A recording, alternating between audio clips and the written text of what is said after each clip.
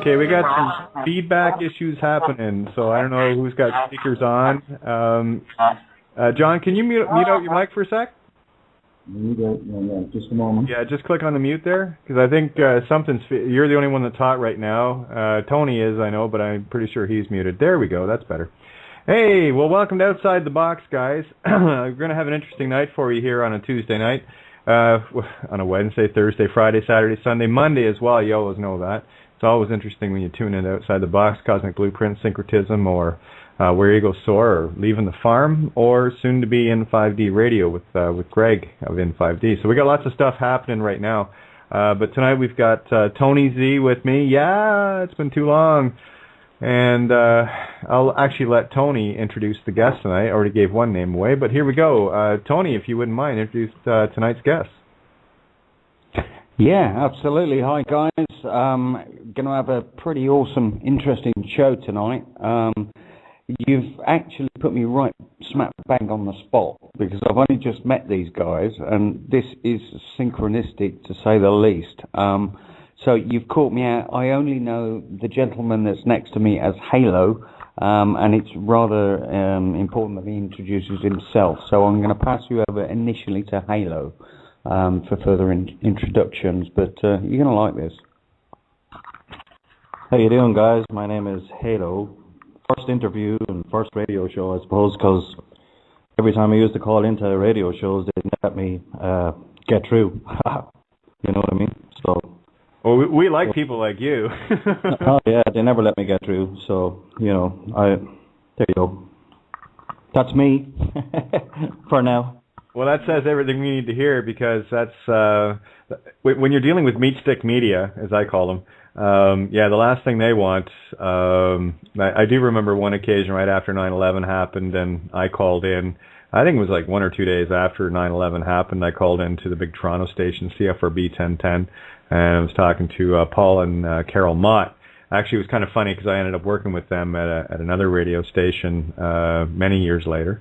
And as it turns out, I started bringing up the whole, it looks like, it was an inside job, Bush, the Bush family involved and the Clintons. And I'd already been doing a ton of research prior to all this. So when it happened, the first day, I was like, yeah, okay. And then just all the wheels started turning.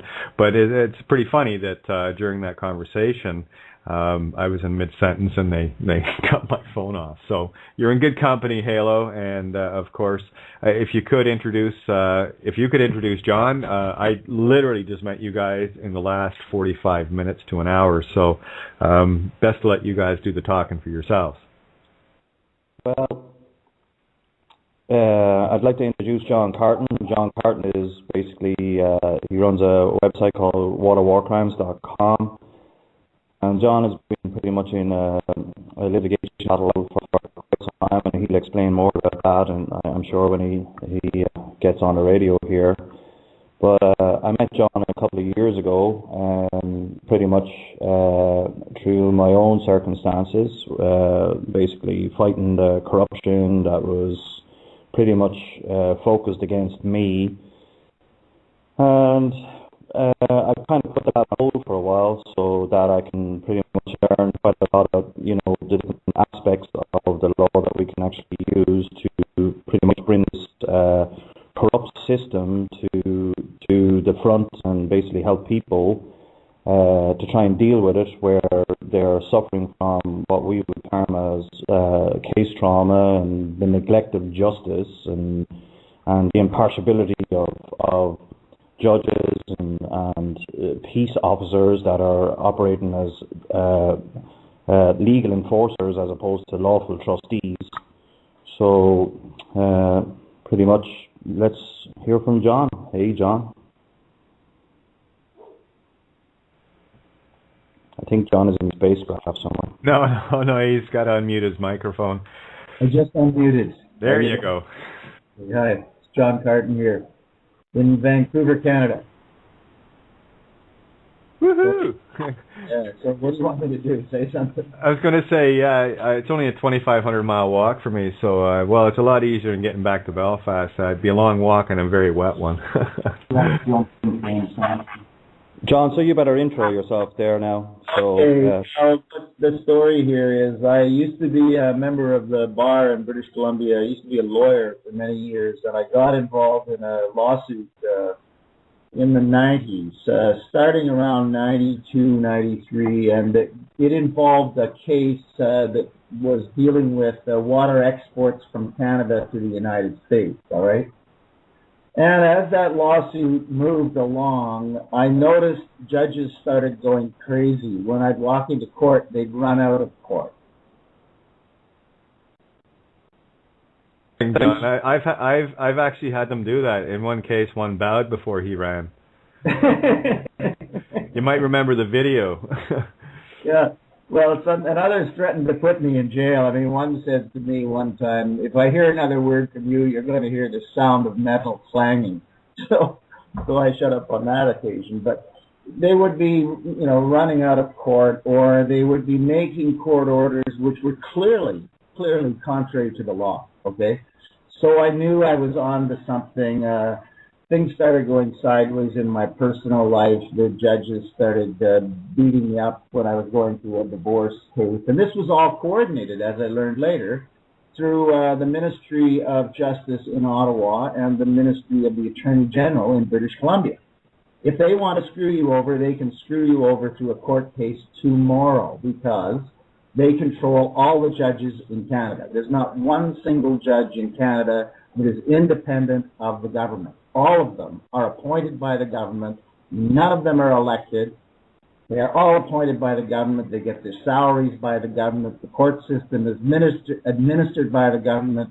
And when they want to screw you over, they can do it. So I watched them screw me over. I realized what they were doing. And I kind of looked at it and thought, wow, you guys are really stupid.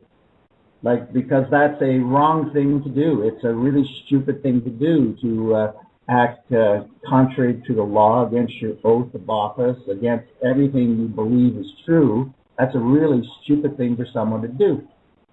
So anyway, things 9/11 came and went, but in 2007, I figured my partner at the time, Karen Gibbs, she's still my partner, I call her a co-adventurer. We decided to file a lawsuit in Canada's federal court.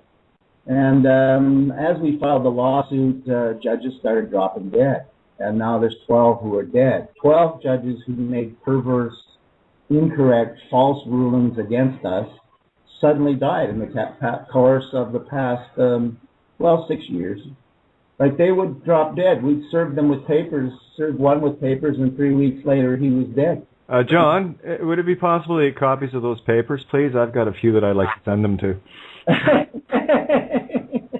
Well, we had to take the white powder off them. I love it. Oh, keep going. You're making my night. So, in one case, we served the government of British Columbia with some papers which implicated the former Deputy Minister of the Attorney General in a major crime, like a serious crime.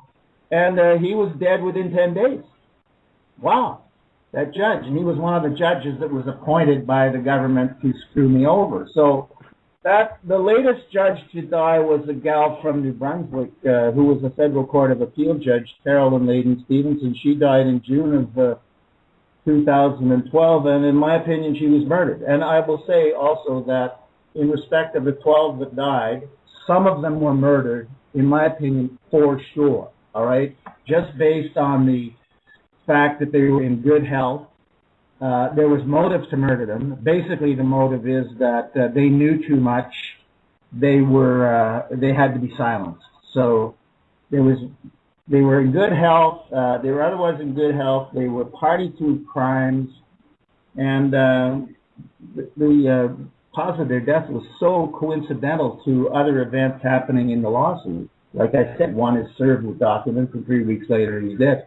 Another, we served the government naming him with documents, and he's dead. Another one who was named in that same pile of papers, he died 3 weeks later. He checked into the hospital and died. Now, a couple of them were older guys. There was one guy in his 80s, and he died of throat cancer, and he was the former Chief Justice of British Columbia. And as I said to a lawyer with the Attorney General's office, I said, let that be a lesson to you to use your voice properly.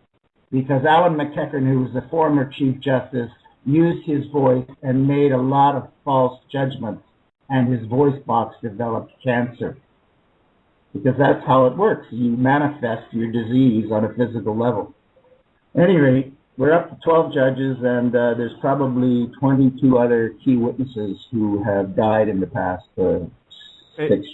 Well, do me a favor. There's a certain Judge Murray that needs those documents served to him, and I'll get the information for you. Okay. I mean, it is strange. When it first started happening, I was spooked. I was really kind of spooked by it. And then as it continued, I remember a colleague of mine said, aren't we due for another judge to die in your case soon? And I said, yeah, I guess one hasn't died for a couple of months. And, you know, within 2 weeks, someone else had died. It's pretty spooky, to tell you the truth, when I watched it happen. But it's a fact. I mean, you can go and check the public record, and you'll see all of them are listed. On our website, we have a page called The Graveyard of the Guilty. And we've listed all of the judges there and all the other people who were involved in this crime, and what their roles were, and why we think they were murdered or otherwise came to a sudden halt in their career. And I mean, this you're talking from Toronto, and this case involves water exports from Canada, and it's a very serious issue. It's one that is frequently on the front pages of the news, but the newspapers in Canada will not talk about the corruption that went on behind the scenes in Ottawa and Victoria, where basically every law that dealt with the disposition of water was broken, and it was broken by the government because they were trying to benefit their friends, and that's how they do it in this little country called Canada. Is that enough of an introduction? Oh, I'd say you got everyone on the edge of their seats, my friend. That's a good start to a movie. That's entry thesis that I like to write on essays. So yeah, absolutely. You're my new best friend. We're going to do a lot of talking over the next couple of days. I promise. I've got some really cool people for you to meet. All right. We might just might be interesting just to mention so that the listeners can have the details of the website, waterwarcrimes.com. Okay, what was that again, Tony? You were breaking up a wee bit. waterwarcrimes.com. Still nailed you. John, what's the website? Okay, it's www.waterwarcrimes, all one word, waterwarcrimes.com. Perfect. People need to get that, and it's going on FB right now. Fascist book, here it comes. Okay, I want to say one other thing. Our biggest single visitors every day are the government of Canada and the government of British Columbia. Every day, except maybe Saturdays and Sundays, but sometimes Saturdays and Sundays, the governments of Canada and British Columbia visit the Water War Crimes website. We have never received a single communication from the government saying that any of the information is false, libelous, or what's the other word, slanderous, okay? So, and I've invited them. There's a disclaimer on our webpage where we say that it's opinion, and if anyone feels that the opinion's false, just send us their complaint and we'll deal with it. And we've, in the course of, the website was set up in 2010, and in the course of over 3 years now, we've only had 2 complaints from any viewers. It's well over 200,000 viewers. 2 complaints about incorrect information. And both of them, we agreed that the information could be changed, and we made the changes that coincided with what they thought we had misstated. So as far as I'm concerned, it's either factually it's correct, or the facts are based on reasonable conclusions from other facts and proper inferences drawn from other facts. No, There you go. I totally get it. Yeah, absolutely. No, it might take me a second just to unmute here. I keep mine muted when I'm not talking. Yeah, just a quick note from one of the Skype chat rooms. Yeah, they're checking it probably to see who's next. Wondering who's next on the list. But already getting feedback. People that know exactly what your site is, who you are, and are absolutely blown away that you're on the show tonight. Thank you so much. All right, well, and I should say, after the last judge died, a lawyer with the Department of Justice in Ottawa committed suicide. And his department was handling the lawsuit which we had filed against the government of Canada. And I didn't see his name on the file, but it's interesting that he committed suicide about 3 weeks after the judge was murdered, and about 10 days after we started posting our theory that he was murdered on the website. Are you still there? Oh yeah, we're loud and clear, John. I do want to get you hooked up as quickly as possible with Tammy Pepperman and Pat Chuley. Maybe if you're not doing anything on Thursday night, you might want to join them on their show, because you and Tammy will get along famously. I will too, because we all speak the same language. I've learned, let's just say I've learned more than an average lawyer will learn in a 10-year tenureship. How's that? Is that fair?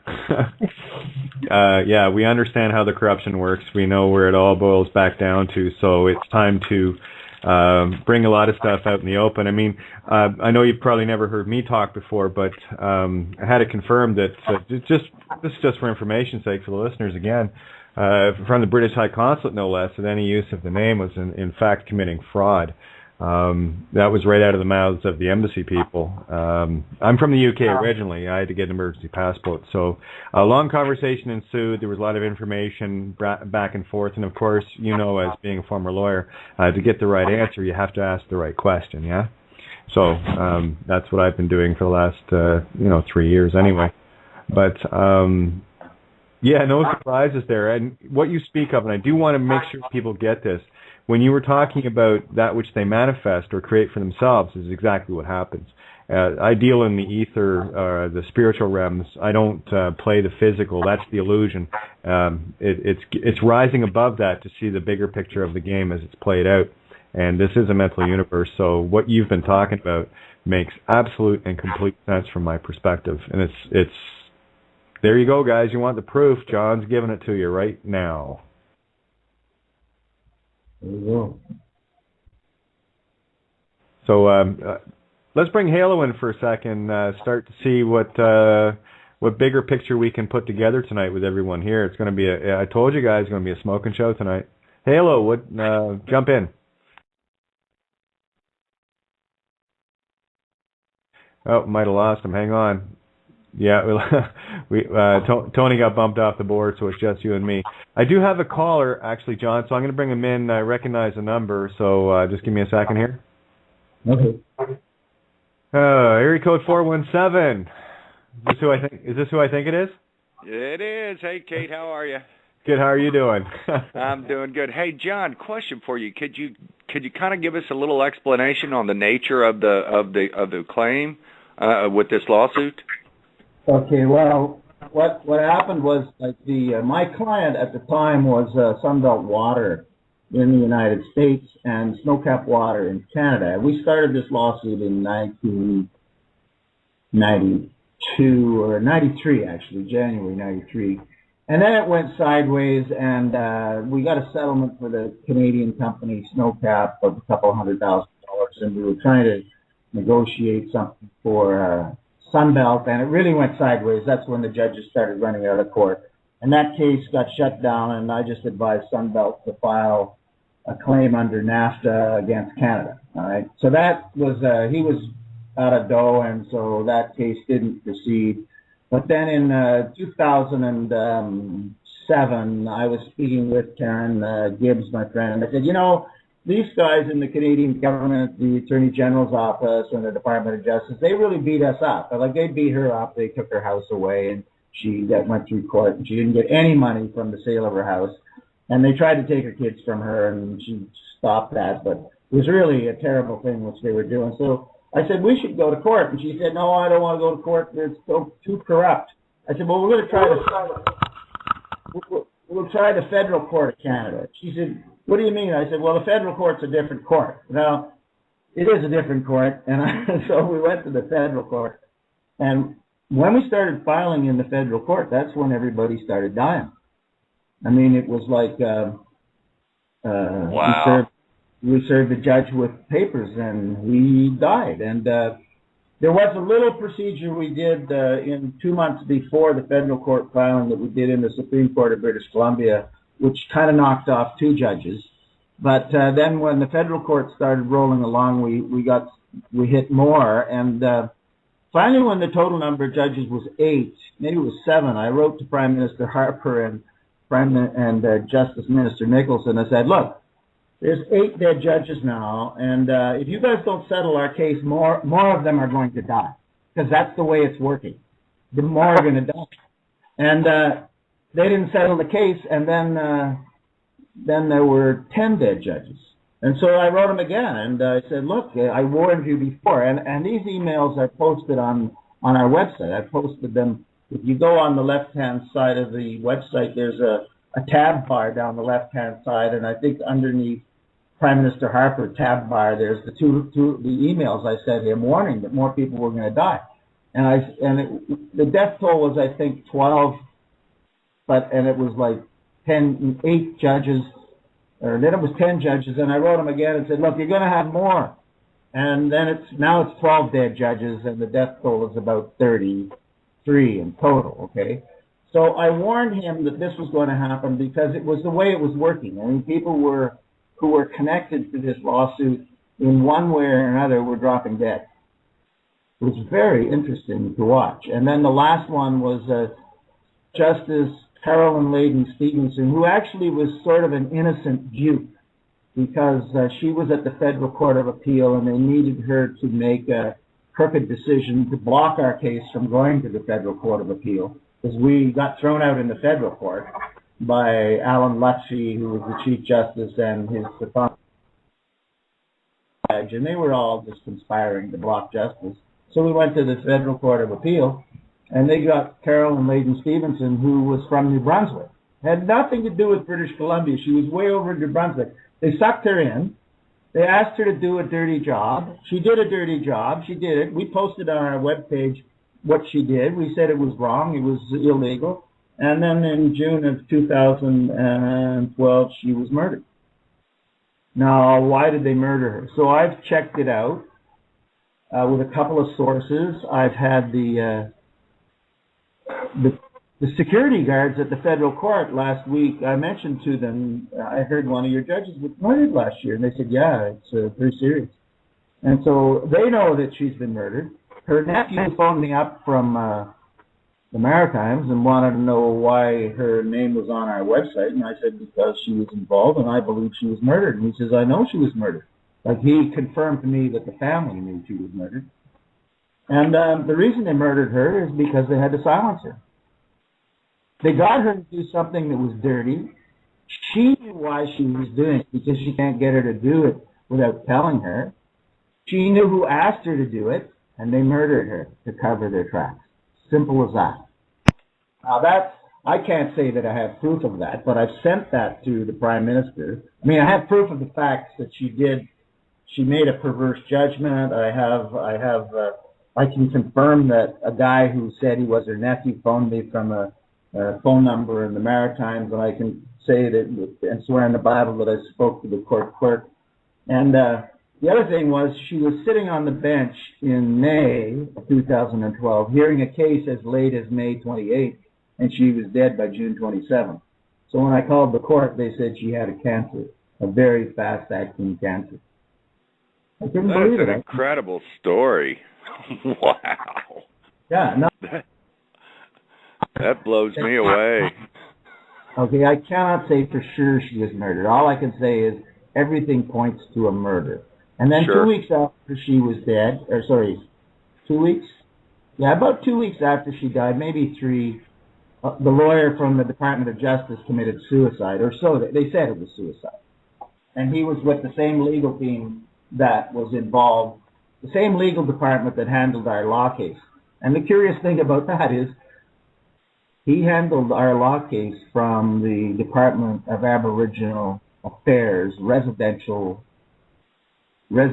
school system abuse claims, and our claim had nothing to do with that department. But that department went on the record in our claim. We had nothing to do with Indian Aboriginal stuff. But that department is on the record at the Supreme Court of Canada in our case. And that lawyer was with that department, and he committed suicide. So is there a connection to that? I can't say for sure because nobody responds to my question. Like I phone the other lawyers and say, hey, is this guy connected? And they go, they won't even answer it. Well, hey, Kate, that just goes to show you that these criminals, in the end, will feed on each other. Well, that's been the way we've been telling people that for a very long time. Oh yeah, that's just proof of it. Oh yeah, that's the thing is, and even Tammy, we've talked about this a lot, where she's been dealing up judges down in the States, and every time she gets past a level and what have you, expecting better lawyers, they actually send in the dumber ones. It's like sending lambs in for the slaughter with Tammy. Send in the cannon fodder. But I have another individual that's actually been following this case, John. Someone very near and dear to my heart, and will actually be on the show tomorrow night, Karen. So I'm going to unmute her mic and bring her into the fray. This Awesome. is going to go off in some pretty wild directions. So just waiting for Karen. Are you there? Do you want to jump in here? Hi, can you hear me at all? Oh yeah, you're live and ready to roll. Oh wow, this is exciting. The mic works today. Yay! Yay! Yeah, no, it was actually pretty exciting to hear what you were discussing. So we've been following the water war crimes for actually numerous years. We're also connected well into Rob Nicholson. So as a clan mother and having put up our little camp there in the Nyack area, we're right on top of the watershed there. So it's a very subject near and dear to my heart, and my cousin is Sean Buckley, by the way. Well, hello, Karen. Just for the listeners, we've got to clarify that Rob Nicholson you're referring to, I'm sure, is not the Justice Minister. No, it's not that one, is he? No. Yeah, right. He's not that one, is he? He's actually, Rob Nicholson is quite well known in the areas to do with the Stolen Innocence and the MK Ultra projects, and to do with the original peoples out there as well. So he's pretty well big part of the freedom movement, and he was quite beneficial to me as a clan mother. So thank you very much for all that you've been doing, that we can speak freely now, and that we share our gifts benevolently for all and commerce free. So that's the best of the best. It's a great present tonight to hear you guys. Thank you. I was going to say, Karen, I'm going to leave your mic open on this end, so if you want to mute out on yours, feel free to jump in at any point. But just to let people know that are listening tonight, we're going to have Karen on tomorrow night, and Thursday night, I've already put word to Tammy and John, same time on Thursday night, my friend, if you want to hook up. I've already sent the contact info for you through your Skype. You really need to get on with Pat and Tammy on Leaving the Farm. It's going to go exponential, I promise. Okay, I'll look for that on Thursday. I'll mark it on my calendar. Okay, I'll make sure you have the links and whatever. And I'm on the board with Tammy as well, so I'm always there during their shows. So we'll make sure everything's coordinated and whatever, but I'll keep you right on top of that loop and have some more fun with Tammy. She can actually tell you what she's been doing, and you wouldn't believe the synchronicities that are happening in this call right now of dots that are connecting all over the place, and the correlation. This is a gift of gifts tonight. This is friggin' awesome. It is. Hey, can I ask John another question? Oh, you just did? Yeah, go ahead. There's a group down here in the States that are, I don't know that they're in the process of it or if they've actually filed a claim or what, but it's over the Clean Water Act from back in the 1970s, where I guess Congress passed this act, and it was going to require every home and business to have some type of device that would clean the water completely, including sewage, before it left the home or the business location. And they never have done it. It's on the books, but they've never done it. They've never made the requirements. And so this group's coming in and saying, hey, you didn't follow your own law. And they're coming up with a major lawsuit that could run into the billions probably. Yeah, I'm not aware of that legislation. I think I've heard of it, but I wasn't aware of those. There might be somebody on the call that might know about that and might be able to give us better direction, because there's a website and everything. Anyway, that was it. You know what I can tell you guys?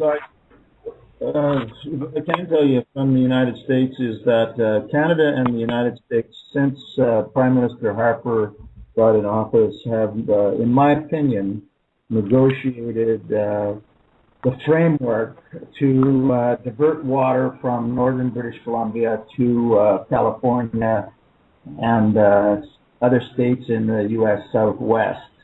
And this has been an ongoing negotiation, and it started when Stephen Harper was installed as Prime Minister. And that's my opinion based on looking at all the tea leaves that have been going on. Like, one of the first things Prime Minister Harper did when he was elected was he invited California Arnold Schwarzenegger to Canada. And it was the first, a Prime Minister does not invite a governor to Canada unless he's got a reason. And in my opinion, that reason was to get this water thing moving ahead. And then after that, you saw Arnold Schwarzenegger, Premier of British Columbia, Gordon Campbell, waltzing around Vancouver and British Columbia and California, like I say, two gay lovers on a dance floor. They were showing up everywhere. And then deals were signed during the Olympics. And 5 governors from America came to Vancouver during the Olympics and signed private agreements, and they called it clean energy. And yeah, there will be clean energy developed, but that's going to come from clean water flowing through turbines on its way to California and Mexico. No, talk about another guy. I was going to say, talk about a sideshow. Yeah, well, it's a reality. I mean, the fact is that southwestern United States does not have enough water to support its population, and it's. There is a group of people that have produced something for using the water as well, guys, and I'll pass the details on to you. You might want to do a show with them. Hey, John, you still there? Yeah, I'm still here. Yeah, they're starting to smoke me a little bit here, so whatever you just said, you'll have to repeat. I'm not sure how far back it was, but I would say... only about 10 seconds, your last sentence.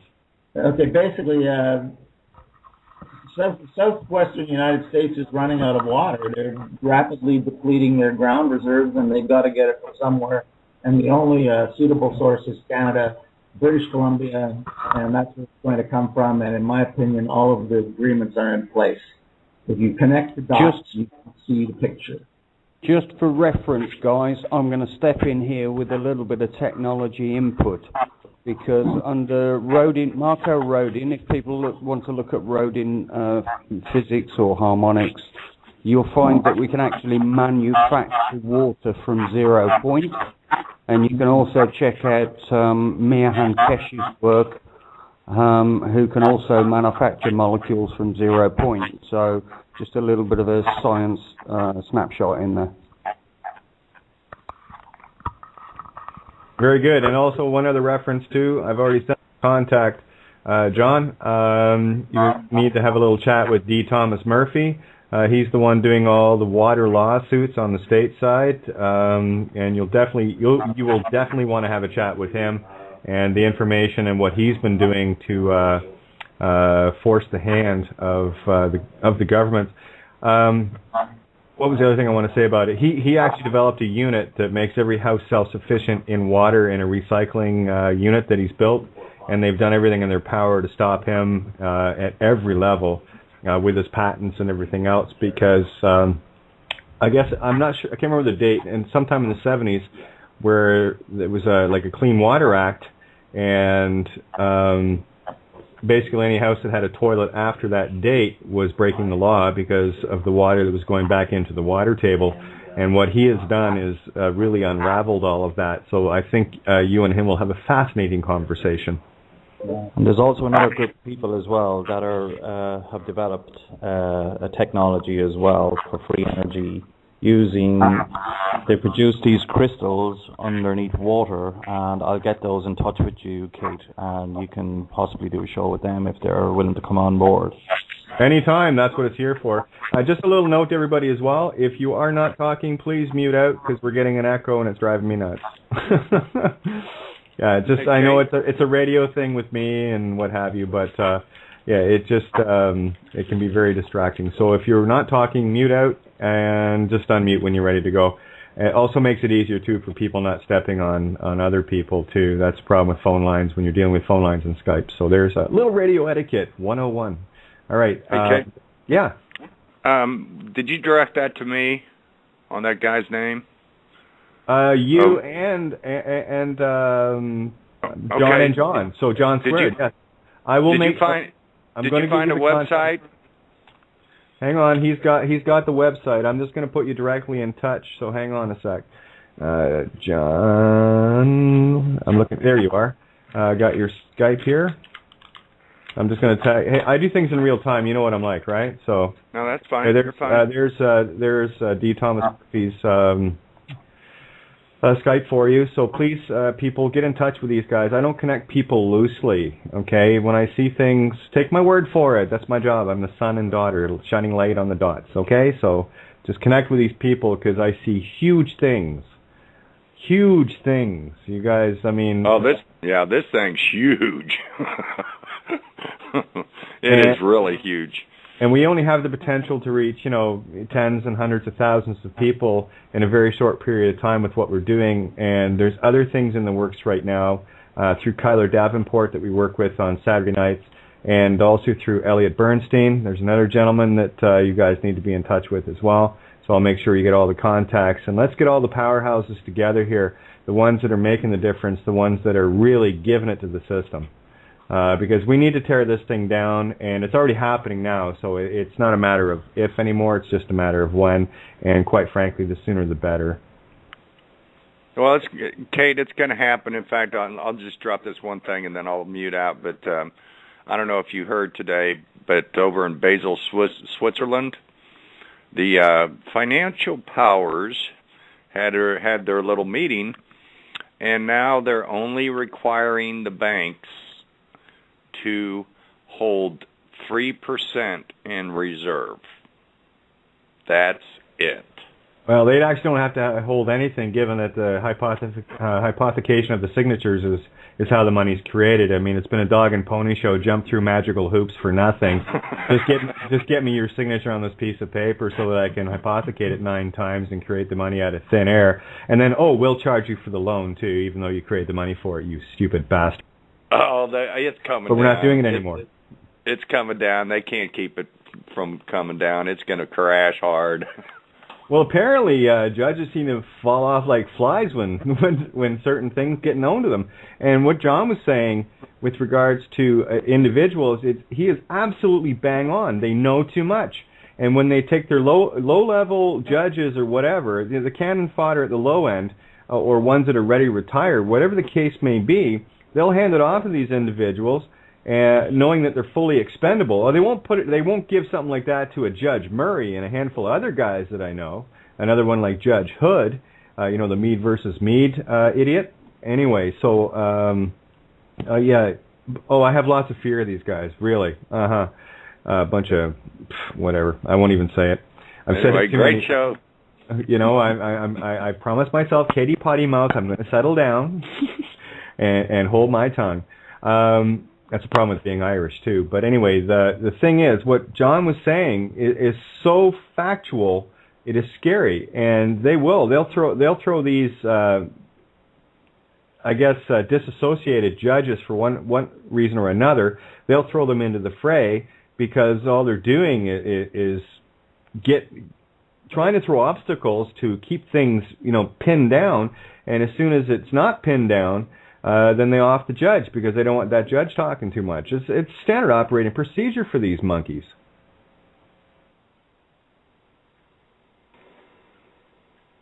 Anybody? Help? Jump in. Well, I'm in agreement. I mean, I totally agree. I mean, it's Tesco bananas. I was going to say nothing I said was that profound that would leave everybody speechless. I thought maybe there'd be a giggle at least. There you go. There's your giggle. Thank you. We had a banana in our mouth. Let me offer something else, okay? In British Columbia, sorry, let me backtrack a bit. The key position in the judicial administration is the Chief Justice. And you've got to have a Chief Justice who will respond to directions, all right? And in a case in British Columbia, the former Chief Justice of the provincial court, actually was called a Chief Judge, was a guy named Hugh Stansfield, all right? And he died. He died of cancer, which was so quick that he was at a public meeting on April 25th, and he was in robust good health, speaking about the future of his court, and he was dead by May 12th from a fast-acting cancer. And, of course, that's what they said in the paper, but my information is that he actually committed suicide because he was a major pedophile. He was involved with kids as young as 6. I got that information from Rob Nicholson, and Rob and I were preparing an affidavit to be filed in the Supreme Court. We had documents. We had Stansfield's signature on documents. And we sent that affidavit back and forth between us over the internet. And it was, it took about a week to get it into the format where it was ready to go to court. And I sent it to Rob and I said, here, Rob, this is what it's going to look like. We might need to put in a couple of extra pieces of information. Send it back to me. And we had the piece of paper with Stansfield's signature attached. And that was on the 20th of April. And my thinking is that people who are reading my internet, they do follow my internet, saw that, and they had the goods on Stansfield, and they went to him, and he committed suicide as a result of that exposure. And in fact, if you're listening to Halo, if Halo checks his old records, at that time, I remember he and I were involved in some business we were doing. I said, don't bother me, because I think, and this was on April 20th, I wrote him and I said, don't bother me, because I'm really worried here. What I'm doing now is going to destroy the Chief Judge, if it's true. It may kill him. And he was dead within 20 days. I can confirm that. And Alan, yeah, you were there. You remember that, Alan. I told you. Yeah, I remember that, yeah. Yeah. Yeah, I mean, let's make it really, really clear for people. Every time you mention suicide, the first thing I think of is, involuntary Kevorkian suicide with these people that are involved. And what you're telling us tonight is not a shock in the slightest. It is actually a confirmation of everything that we've already known and have been talking about forever. What you're doing is confirming it. It's beautiful. You have no idea how important this information is and how much empowerment you're giving people out there of knowing that they will destroy themselves. I've said that for a long time. The system will destroy itself from the inside. All we have to do is give it a little push. It just so happens I drive a steamroller and I've got a flamethrower out front.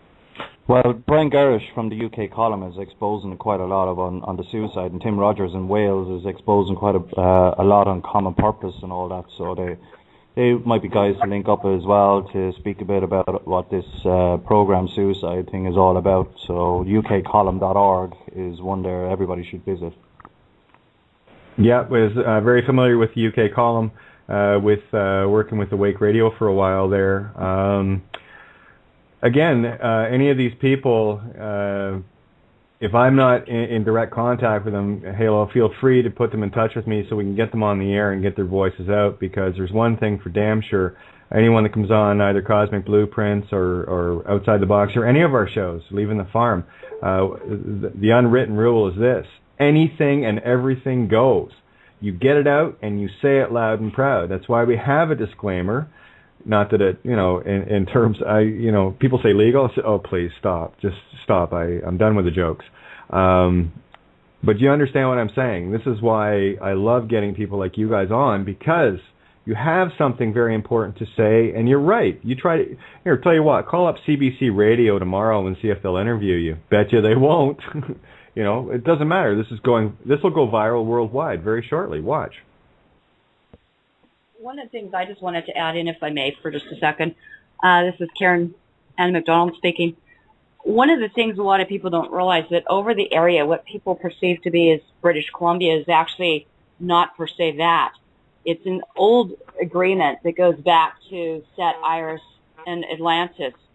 And if anyone wants to get some really good information on what that law of the flag is, they can go to Aboriginal Lands Canada, which was a Winston Trout seminar in Kelowna several years ago.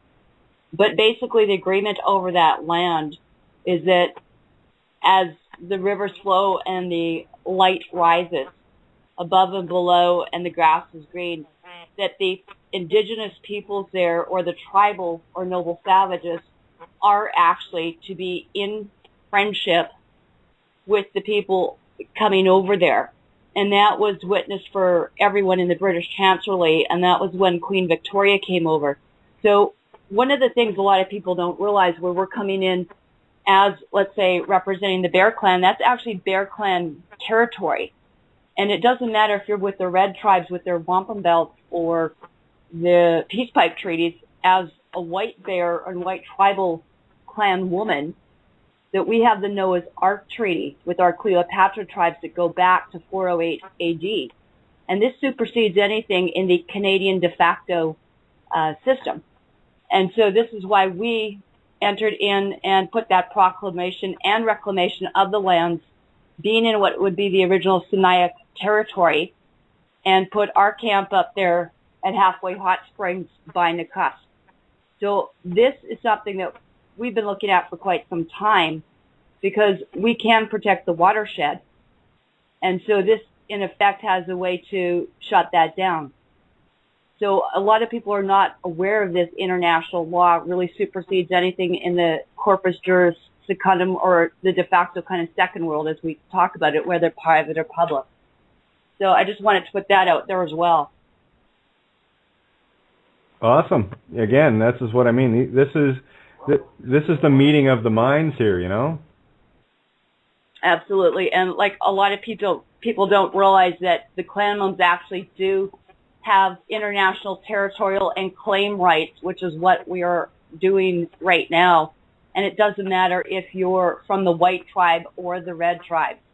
So as one of the white tribal girls and women, and that's what we've actually done. So we put our claim in back in actually November, which was sent to my sister Elizabeth at Windsor Palace, and it was also CC'd and hand-delivered into the Hague Court.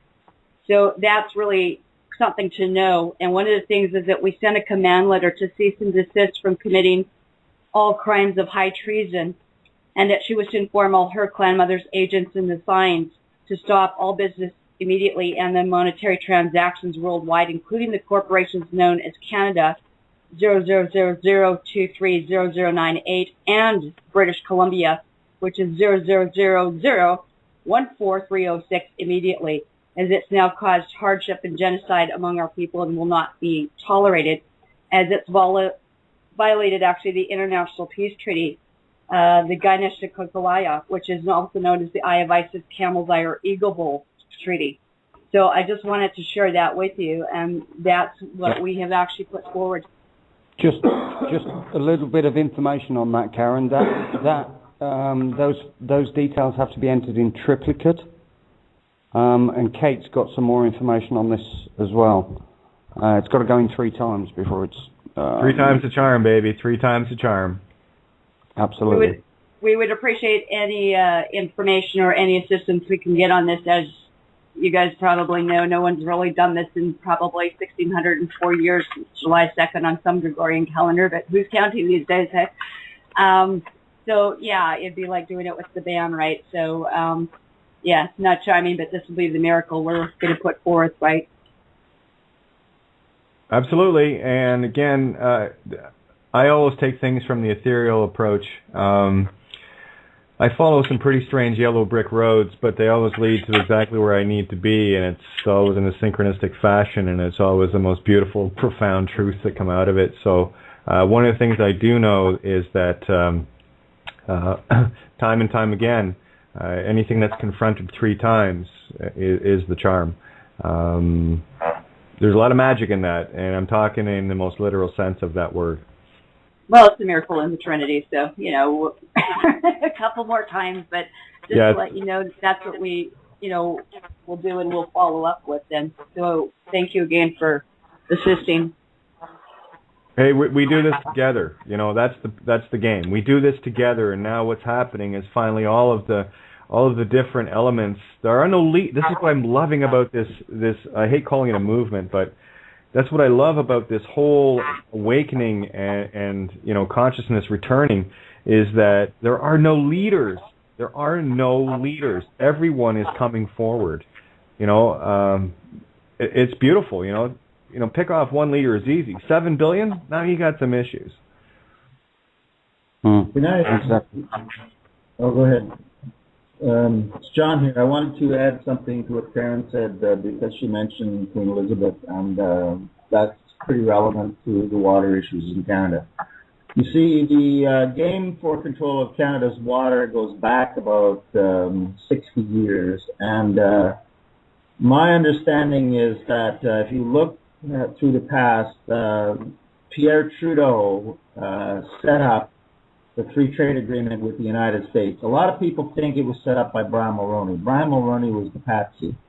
Pierre Trudeau established the Royal Commission on Canada's Economy, and that was led by Donald MacDonald, who's still alive and is a lawyer with the law firm of Lang Michener in Ottawa. And Donald MacDonald came back with his recommendations on his Royal Commission after Brian was the Prime Minister, and his recommendations were that Canada have a free trade agreement with the United States.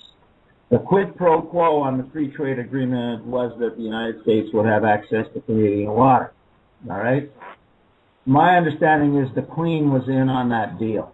And does that make any sense? Well, it does when you understand that the Queen was actually an investor in Churchill Falls, which was the big project in Newfoundland in the 60s. So she's been in the water business before. So I understood that the Queen was in that deal, and part of the reason they brought her into the deal was that so she would sign off on the Canadian Constitution, right? So actually they bought the Queen's signature on the Canadian Constitution. And if any one of you remember that scene on Parliament Hill when Pierre Trudeau goes to sign the Constitution, he's so nervous he breaks the pen. Like the pen broke when Pierre went to sign his name. And Jean Chrétien had to give the Queen a ballpoint pen from his pocket so she could sign.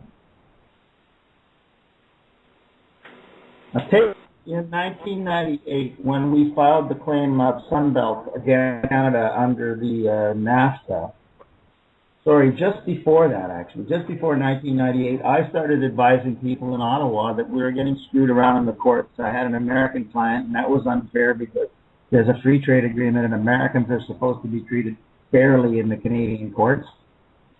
the rule of law applies to everybody. But they were laughing at me, and they screwed the case up. So around that time, actually the same time I was put in jail, Pierre Trudeau's son, Michel, was killed. And I say he was murdered.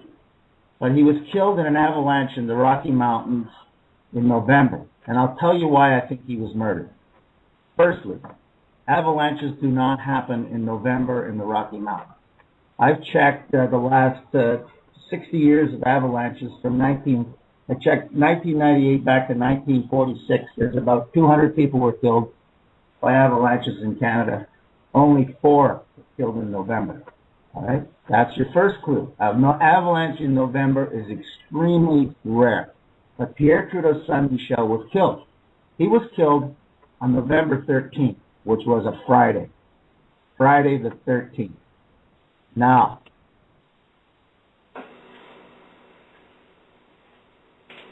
that's a significant. Scroll back 6 months to July 17th, 1998, and Michel Trudeau was driving in Brandon, Manitoba, when his car was hit by another vehicle. It rolled over 3 times. He should have been dead. He walked away on July 17th, 1998. Now, I've been able to check the July 17th day out from one online description which talks about someone meeting Michel Trudeau in Brandon, Manitoba on that day after he had the accident. I've been able to confirm the accident was before the weekend of July 18th. But other than that one online description, I can't say for sure that July 17th was the day, but it sure looks that way.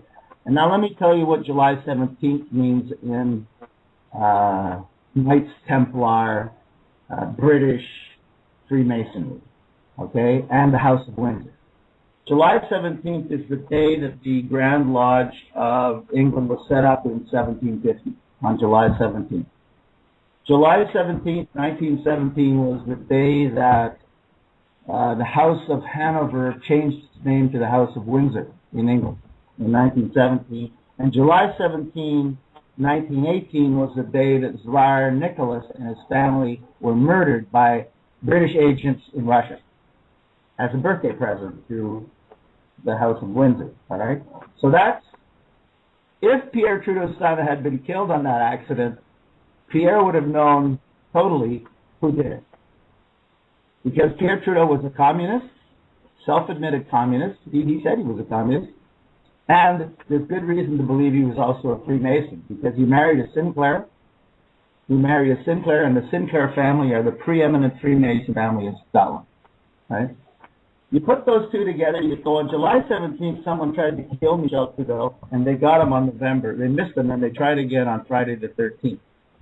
And Friday the 13th is unlucky because that was the day in 1307 when the Freemasons were rounded up by the Pope and the King of France. And so ever since, that's why Friday the 13th is unlucky. So I have this little esoteric theory that I can't say for sure he was murdered, but it sure looks that way because avalanches don't happen in November, folks. They just don't. People die from avalanches in January, February, March, and April in the row. Yeah, there's a couple of little synchronicities there as well, because if there's some information from Henry Maycow to do with the Rothschilds and the murder of the royals and the Russians, called Red Symphony. So there's a little bit of research in that area as well. And also, of course, Friday the 13th is, well, basically it's linked to the murder of Jacques de Molay, the Knights Templar, and various other areas. So, yeah, some background on that as well. One of the things I've just got also a question on myself, and if anyone's got any information, we greatly appreciate this, okay? One of the things we're looking at is we know Elizabeth was never really coronated properly and that type of thing. One of the things we were exploring with one of the guys that came to get me at Winston Trout Seminar here in Saskatoon at the time is someone called Tim Phillips, who was furthering Meredith Quinn's teachings and works on the clan mums and international law. And we just met recently. One of the things, too, is that as we're doing land reclamation too here and setting up our own sort of the clan tribe nation again, one of the things we're looking for is that by ancestrals, we should be able to go back to our ancestral line being in the Anglo nations and empire there and do the reclamations. And actually, this has got extreme, as you can imagine, far-reaching effects. So if anyone's got any kind of information that could help us further that, that's actually what we're looking at doing as well. So I just wanted to put that out there in my universal little wish list, is that we can actually clean those lands back up, being Anglo and all that. So Anglo, England, let's just go for it all. We could do all, the entire universal thing planet here.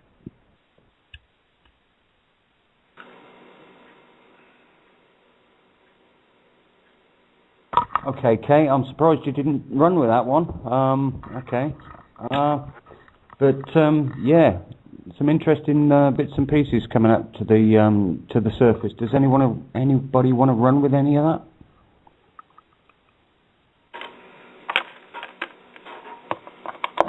Well, there's a group down here in the States that I've been working and sharing and learning from. It's called notaCitizen.com, and they've discussed, and maybe John knows this, there's a legal term called usufruct.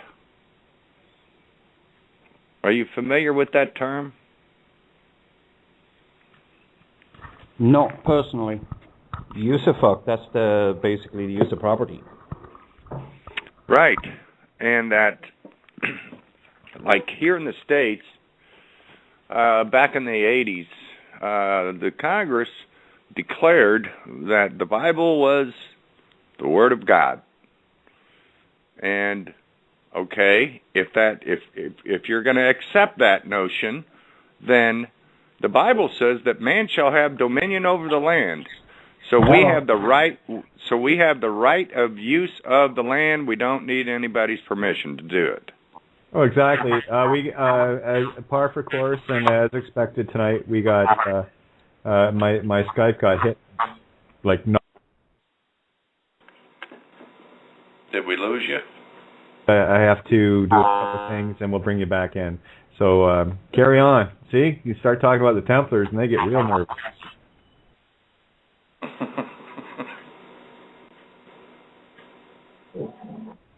So carry on, my friend. We got the board. Oh, we just zinged Tony. Oh, they're not liking this show. Loving this. This is awesome. Anyway, so you were talking about Friday the 13th, Templars, 1307 anniversary, et cetera, et cetera, et cetera, et cetera. So carry on. I don't know how much you kept talking until you knew we were cut off. I think I got up to the point where, did I talk about the MI6 killed Zara Nicholson? No, it was before that. We finished off talking about the murder, yes, of Michel Trudeau. Okay, so that's what I can't say he was murdered for sure, but if I go back and look at the dates, there was an attempt to kill him on July 17th, and there's a whole lot of sort of symbolism in July 17th, and that symbolism would have been very well known to his father, because his father was a communist and was married to the Sinclairs and that kind of thing. So then they missed him on that day because his car rolled over 3 times and he didn't die, okay? He should have died. But then they got him on November 13th. And then you say, what's significant about November 13th? Well, first of all, avalanches do not, as a rule, happen in November in the Rocky Mountains. I've checked that out. There's like 2% of the deaths by avalanches are in November. The rest of them are in December, January, February, March. You know, you sometimes get an avalanche in even July because the guy's way up high in a snowfield and he dies in an avalanche. But it's really rare to be killed in November. And then you go November 13th. And there's one more clue there. November 13th is bad luck because that's when the Freemasons were, not the Freemasons, but the Knights Templar were rounded up by the Pope and the King of France on November 13th in 1306. So It was a Friday the 13th, so that's why Friday the 13th is bad luck.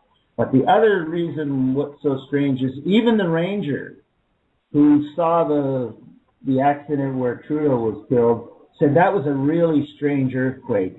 He'd never, not earthquake, but the avalanche, that he'd never seen an avalanche do that to a person the way it had done it to Michel Trudeau. And I've got that quote on the web page. We have a page on our website dedicated to Pierre Trudeau, and I put forth this theory that his son Michel was murdered. And in my opinion, that was a murder to send a message to Trudeau to keep his mouth shut. And if he didn't keep his mouth shut, he had two other sons that they said he got rid of.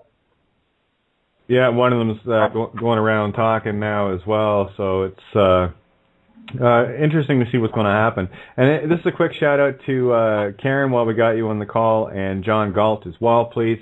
If for any reason it gets dead air, it's because we got hit. I'm still waiting for Tony and Halo to get back on through Tony's line. So it looks like everyone's got the potential to be a host tonight. So let's just keep this torch flying. So if you hear lots of dead air, then start talking.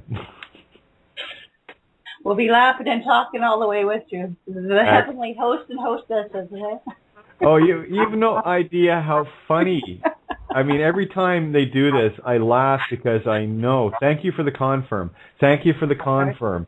That there is nothing but gratitude when they do this, and all they're doing is putting these beautiful little confirmation chips out in front.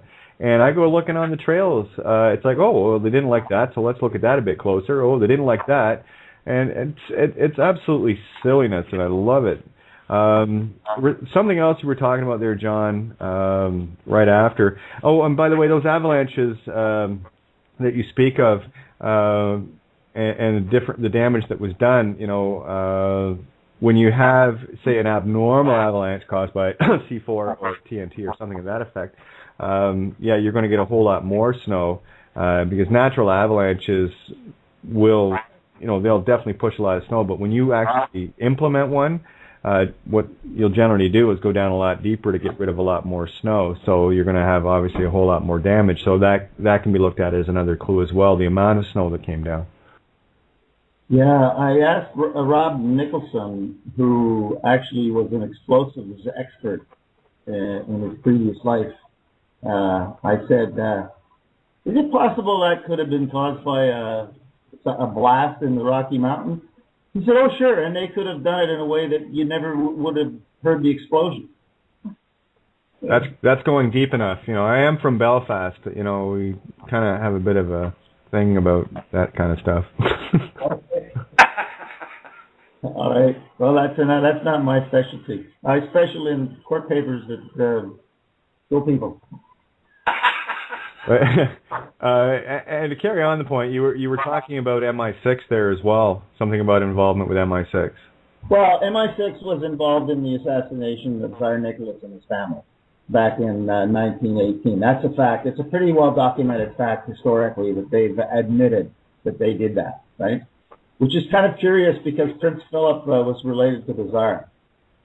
Yeah, well, that's the thing about all the royal families. I mean, you look at Tsar Nicholas and Kaiser Wilhelm and George and Edward and George VI, George V. You put all these guys, side by side, and they look like they could be brothers. Never mind, cousins or whatever. The bloodlines are so tight, and they're all Germanic, of course. It's incredible. And I've said this on many shows, the one thing that you can bank on the royals, any of them, it doesn't matter what dynasty throughout Europe, they got a really, really bad habit of offing each other. I mean, one of the more recent, of course, was Princess Diana, the way they took her out, and in the symbolic and ritualistic way they did, in Paris, underground, at a certain place. It all ties into very, very dark rituals. And this is all well documented as well, and also the fact that Prince Harry doesn't look anything like his dad. Looks more like someone that Princess Diana, some captain, I believe, that she was hanging out with. So the bloodlines are. Did we lose him? Tsar Nicholas and that whole wipeout, absolutely. Hey, Kate. Interesting comment. Interesting comment you just made. They're all Germanic. So why is it that all they've done is tried to destroy Germany? Well, again, that's an interesting question. Are they trying to hide something? That they're all Germanic? Well, that's the whole thing, right? If you want to lead someone away from your trail, you attack the root. For me, it makes perfect sense. Would go after Germany, and we talked about this the other night in one of the shows. It wasn't Hitler that wanted the war; he wanted nothing to do with it. It was Churchill and the crew, the Zionist crew that wanted this. The bankers, Rothschilds, you name it, they were all in bed together. I mean, we can go off the Balfour Declaration. You can talk about what's his name, Benjamin Freeman, and and the stuff he released. Goes back to I can't remember the guy's name, and it was just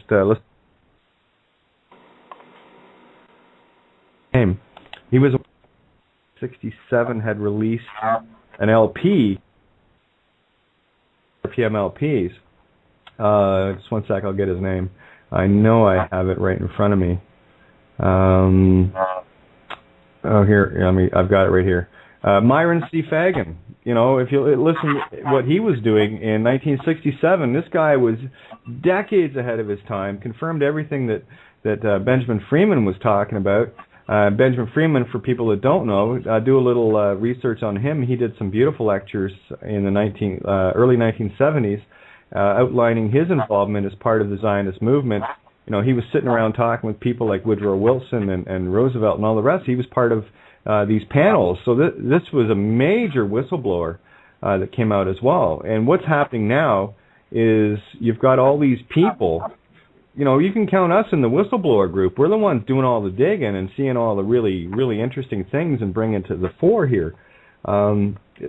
It's beyond, one or two people now. I mean, you start looking around and see how many people are actually involved in getting this truth out. These guys don't stand a chance. You want to talk about torches and pitchforks.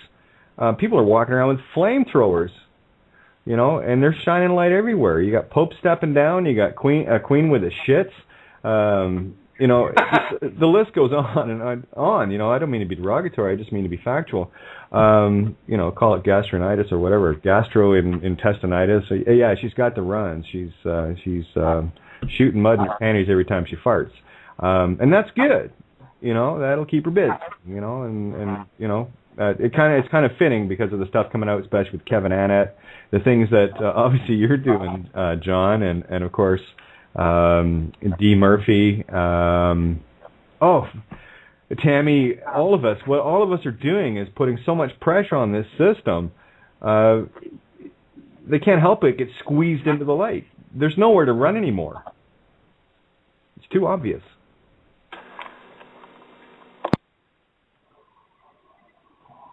Anybody? Well, I mean, one of the things that I'd really like to see start to improve, because it is already improving, but I don't know if you're familiar with Deanna Spingola.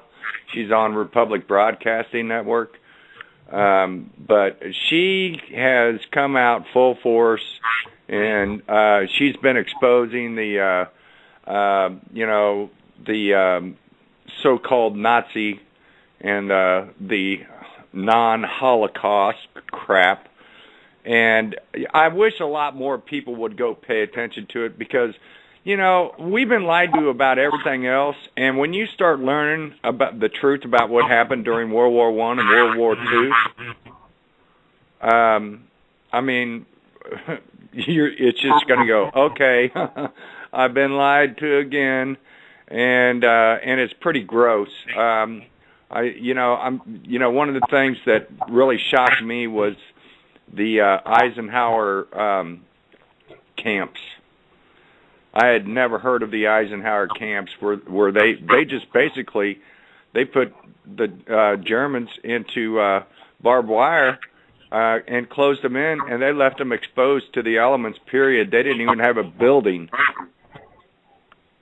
Yeah, that's standard typical stuff. I mean, You look at history, it's always written by the victor, never the vanquished, and they're not going to take pictures of their own war crimes, but they'll certainly try to shine the light somewhere else, to create the distraction.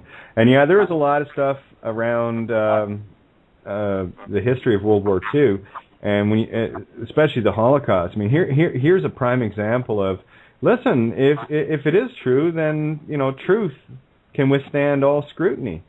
What are you trying to hide? And the biggest thing that you need to look at is, as soon as somebody makes a law that you can't say something about it, is for me, that's the biggest red flag you got. That thing is up the flagpole a mile wide and it's on fire. Yeah, who was it that said, when you find out who you can't criticize, that's who's doing it all? Well, exactly, and again, this has got nothing to do with Jewish people. This has got everything to do with that playing the Zionist and playing someone else as the victim, and then standing behind that victim and saying, "No, we're one of them. You did it to us." Right? This is the perpetrator hiding behind the victims they're killing. It's as evil a tactic as you can get, and I mentioned it on the QL television show last night. What we're dealing with here is the remnants of the Cro-Magnon species, the elements that were almost completely eliminated that inbred, and what you're dealing with in a Cro-Magnon versus Neanderthal, which is what we've came out of, DNA manipulated out of. The Cro-Magnon doesn't have a prefrontal lobe, and have a look at some of the people that are in power, and you might be surprised at how low their foreheads are. Seriously, have a look at Kissinger. That's a prime example of a Cro-Mag, no question. And the guy's ruthless, he's heartless, and that's the thing. When you don't have a prefrontal lobe, you don't have a connection for compassion.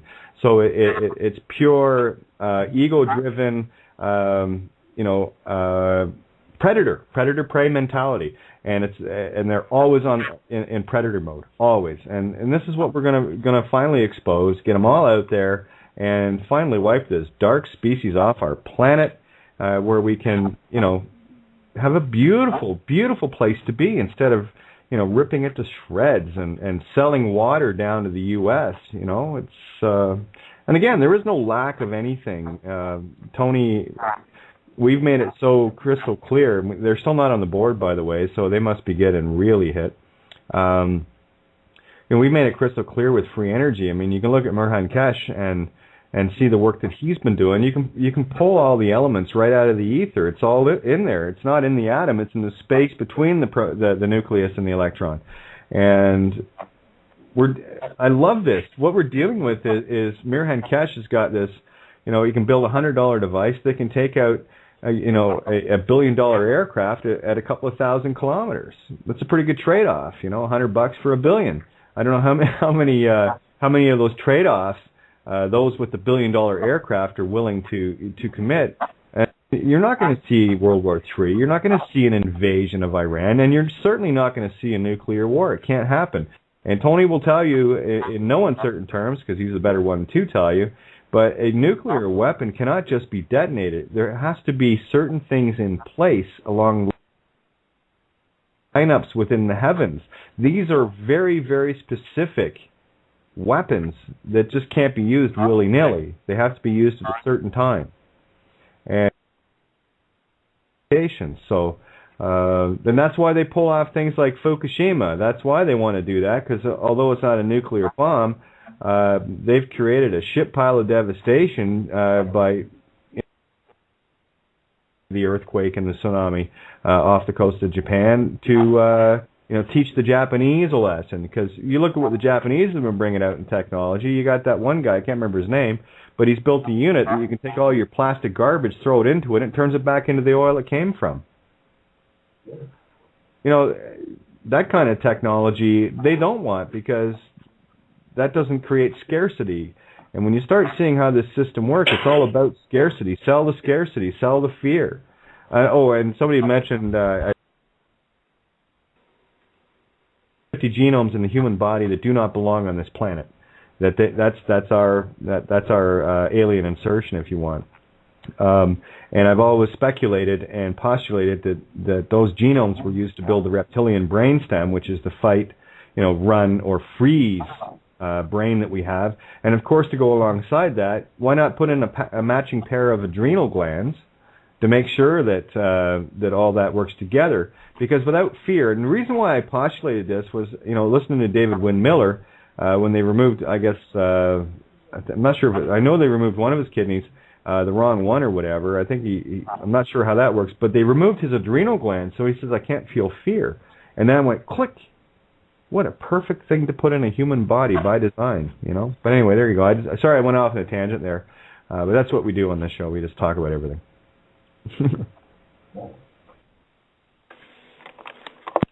Well, hey, John, are you still on? Yeah, I'm still here, just sitting back taking that all in. Yeah, well, we're gonna have some interesting convos. Go ahead, John.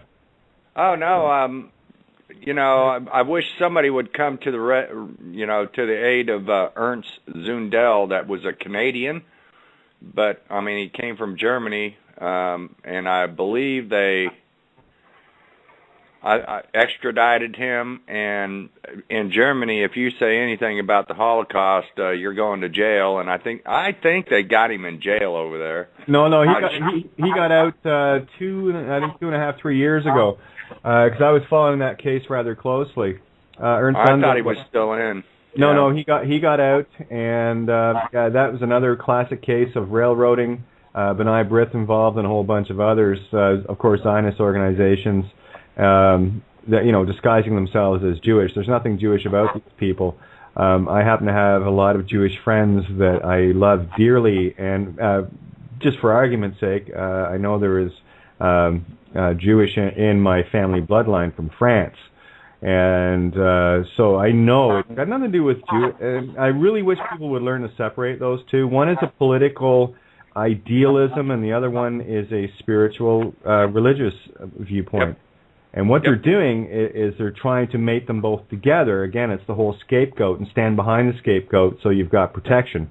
Every time Israel wanted to do something, they'd always wave the Holocaust flag, so you knew they were planning on laying another beating on the Palestinians, the rightful owners of that region, the original people there. So, you just got to keep your eyes open, and you got to learn to say, well, screw you guys, because we know what you're doing. I'm not afraid of you. And I'm going to stand in truth, and as a net result of standing in that circle so strongly, you become an untouchable. So speak your heart. They can't touch it. There's no fear. If there's no fear, they run. That's the only thing that these guys have power with is fear.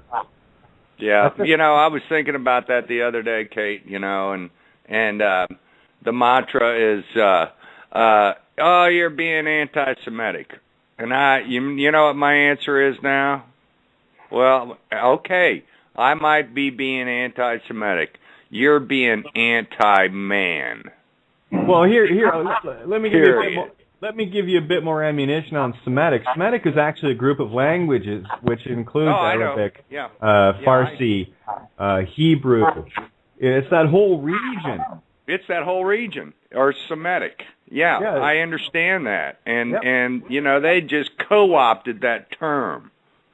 Well, again, these people are sick. Well, look what they did with the Star of David. I mean, this stuff came out in the late 1800s. They took the Merkaba, and then they started calling it the Star of David. Again, it's all about branding your product. And what did they do? They stuck that most sacred symbol on a flag of murderers. We are all Israel. ISIS Ra-El. Okay? So, I mean, and we've done dozens of shows on this stuff. Obviously, it looks like we're going to do some more in the very near future just to bring other people up to speed, the new ones that are on board. But start doing your homework. You'll find out a lot of information through Santo Bonacci and Bill Donahue, and, of course, Jordan Maxwell, you name it. All that information's there, and it doesn't take a lot to look at. But I would certainly steer people towards Santo and Bill Donahue for sure, which will break the pogrom of the biblical teachings of literalism, which is why this planet is in such a mess today because of that. You're dealing with second-rate people called females based on a literal translation of a book that contains the most perfect truths that you could imagine if you could see the damn things.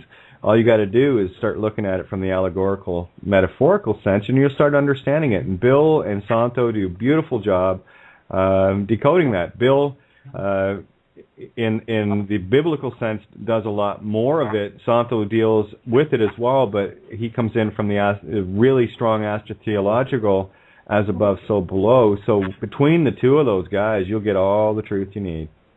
Well, and for anybody that still considers themselves a Christian, which is okay with me, that's their choice. That's I'm not going to tell you what to do, but the land over there in the Middle East called Israel right now, that's not what it was called back in the day. It was called Judea.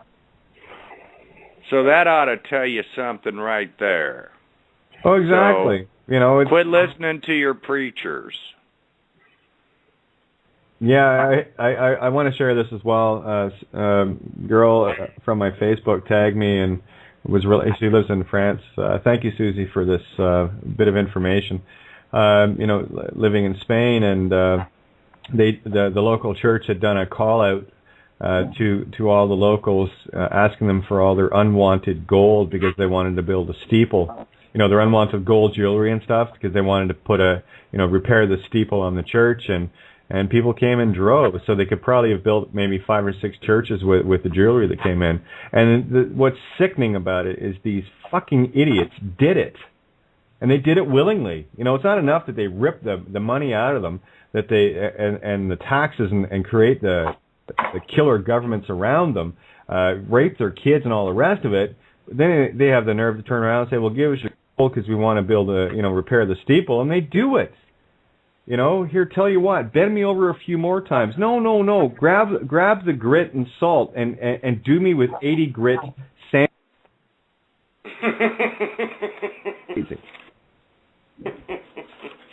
Oh, Kate. You always have a way of putting things. I know, I'm pretty blind times. I get points across, though, huh? You don't miss a point of what I'm talking about. Yeah, right between the eyes. Well, yeah, again, I'm Irish, I'm a songwriter. I like painting really big pictures with a few words. I kind of got used to doing it. I'm pretty good at it. Well, it's like riding a bike. If you don't get good at it after a while, But John, I need to bring you back in here. Karen, you guys need you. I was going to offer you some information about Ernst Zundel, and his lawyer was Doug Christie, and he just died recently, the last few days actually. Doug Christie was quite a good lawyer. He represented Ernst Zundel on a number of cases. But I want to say a couple of words about that. Number one is Zundel made a big mistake when he did not take out a Canadian citizenship, which he could have done when he lived in Canada, and he did not do that. So when he was living in the U.S., he could not come back to Canada because he didn't have a right to come back to Canada because he was not a Canadian citizen. He was kind of like Conrad Black. He made that mistake.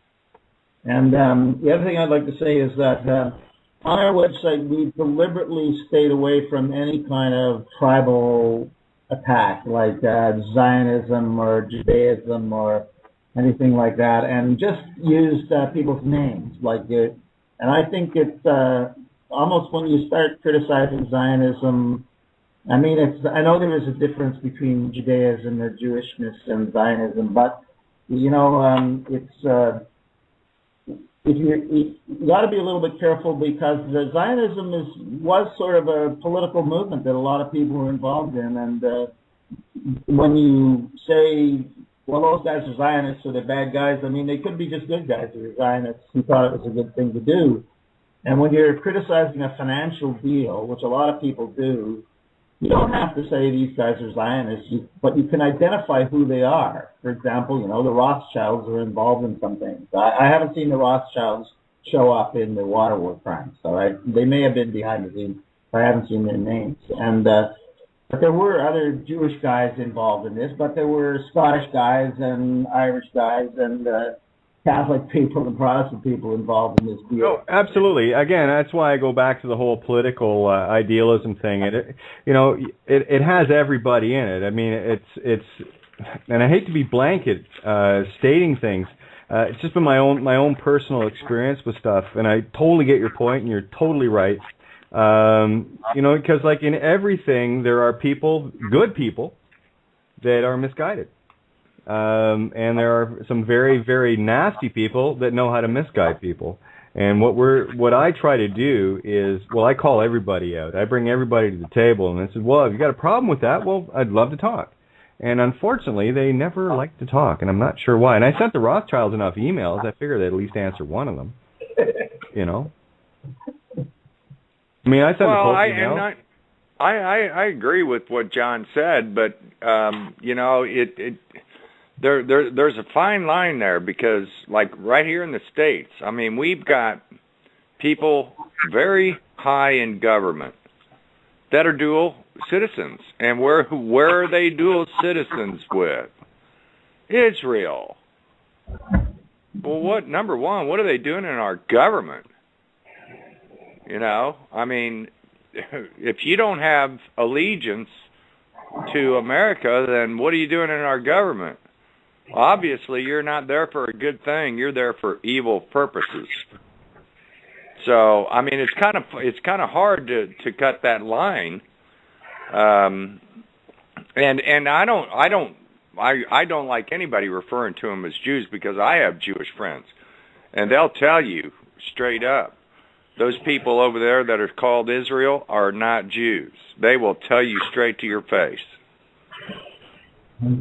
So, it's just one of those things. They've kind of done it to themselves.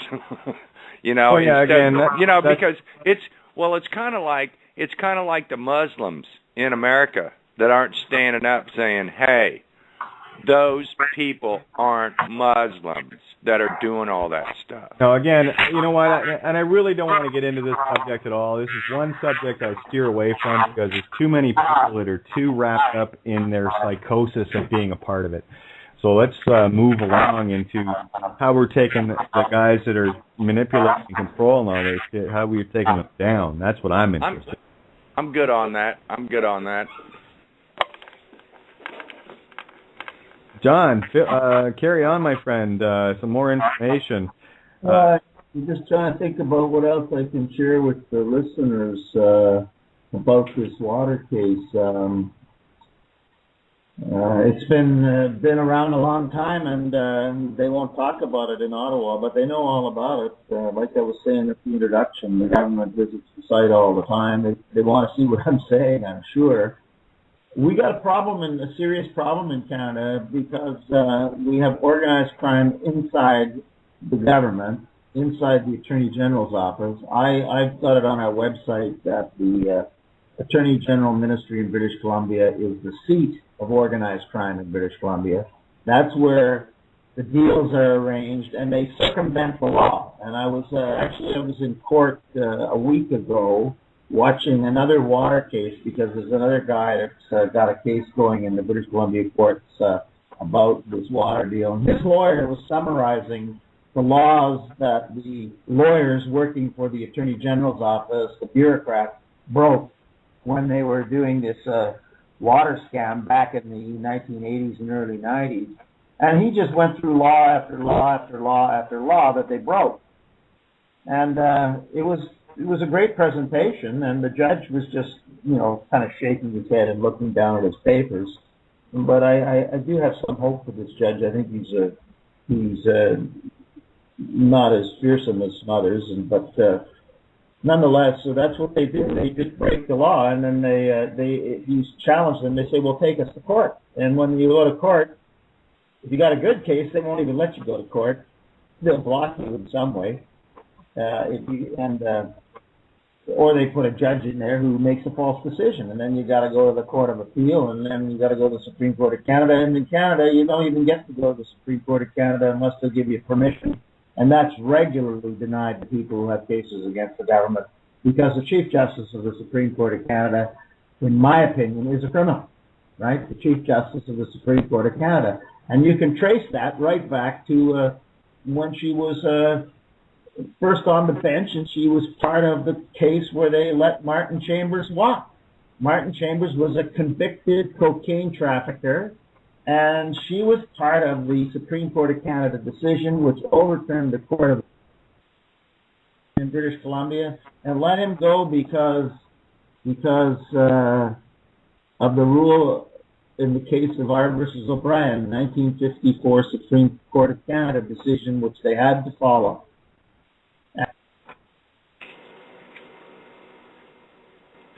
That statement by the Supreme Court of Canada was total bullshit. Pardon me, you call it bullshit, but anyway. Oh, please, you haven't listened to my shows. Bullshit's tame. Knock yourself out. Total BS, because Martin Chambers told the court, his lawyer told the court that he joined the criminal gang that was bringing cocaine into Canada because he wanted to, he wanted to win back the heart of his girlfriend.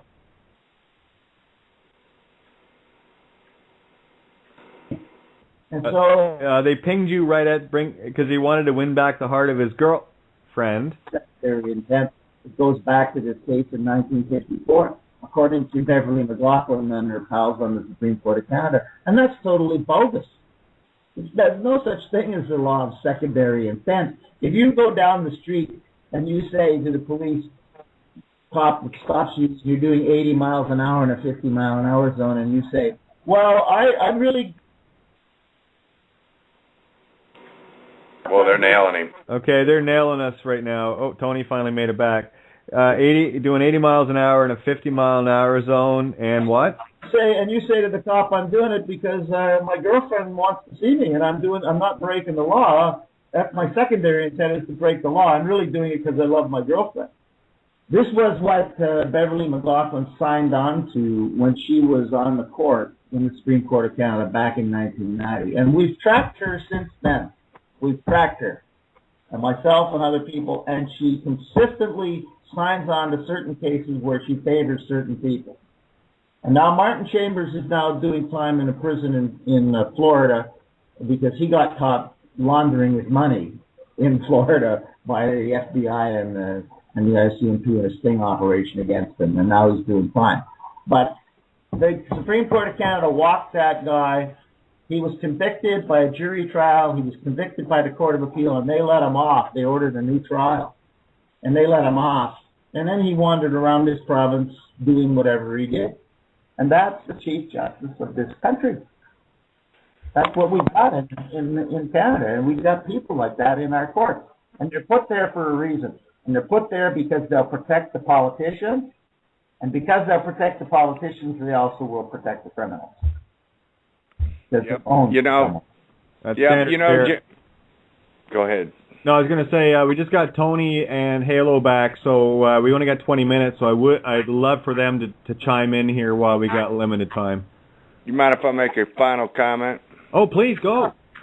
John, I don't know a lot about Canadian law. I think you guys are still under the crown, but down here in the States, this started out with the Declaration of Independence, which I believe is probably one of the best documents ever printed.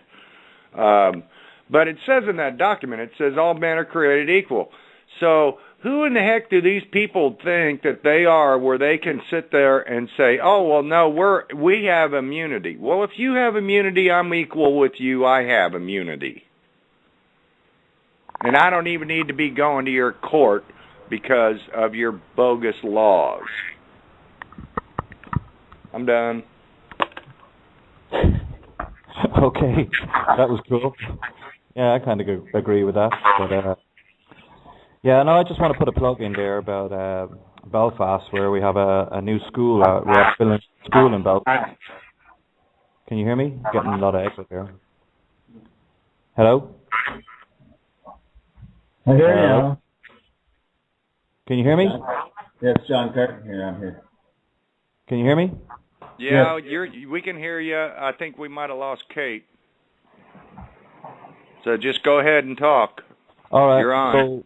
So basically, just want to put a plug in. We're after building a new school in Belfast, and basically we hope to bring in the people's public trust in there, which everybody around the world might be interested in this, because this is going to go worldwide with the people's public trust. And basically, what it entails is everybody taking back their trust and literally, confronting these people as the people that they are, rather than them trying to hide behind a liability or a limited liability of a company.